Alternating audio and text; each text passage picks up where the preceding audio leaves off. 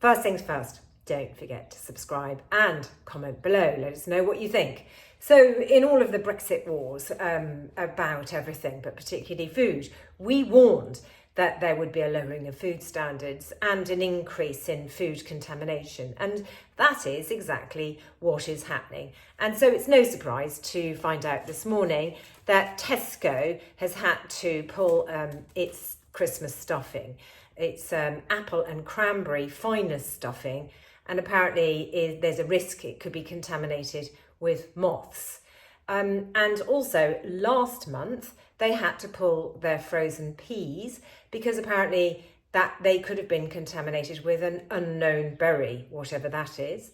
And in addition to that, in October, Sainsbury's had to pull its own brand chorizo rings because there was a possible contamination of listeria.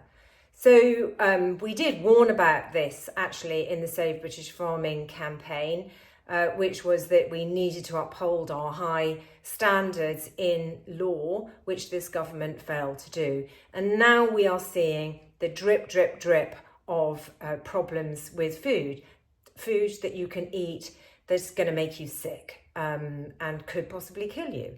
And this is what happens in countries like America, who have significantly lower food standards.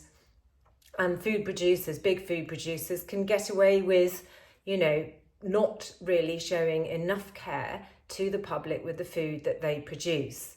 And this is why it's so vital for us to really look at Brexit and realise that there are no gains whatsoever. It's all pain all of the way. Added to which, the whole democratic, in inverted commas, mandate for it was very questionable.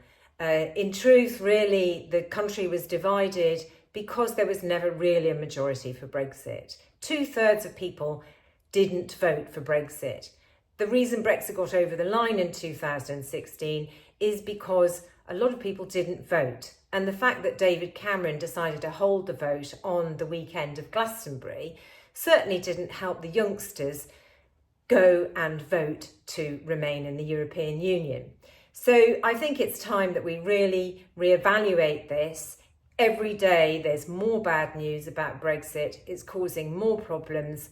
But also the fact that there is a real risk to life with food contamination is really ought to be something that wakes people up and think, well, is this Brexit really worth it?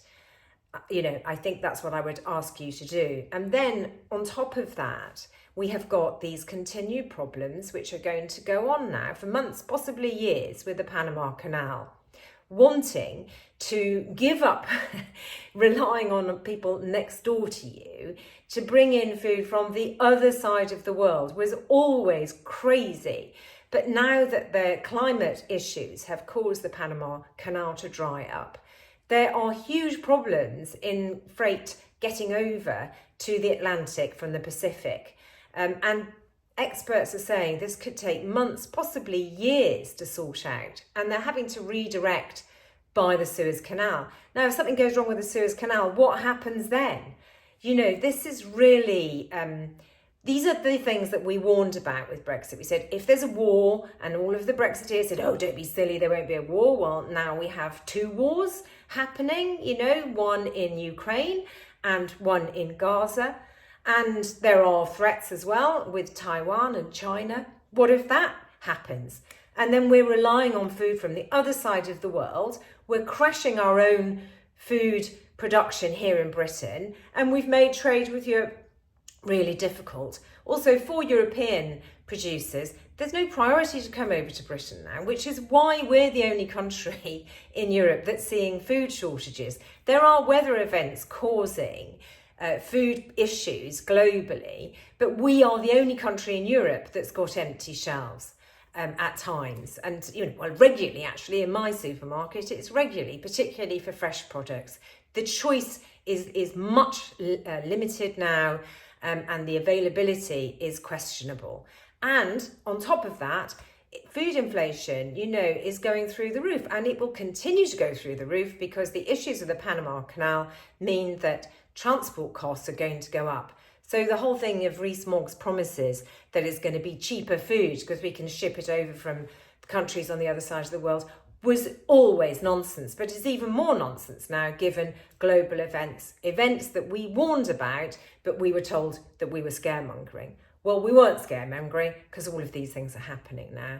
And it's about time that we woke up and did the right thing. We just need a political party to get up and say we need to rejoin the European Union, or we need at least to start by getting back in the single market and the customs union. We need to align to European regulations.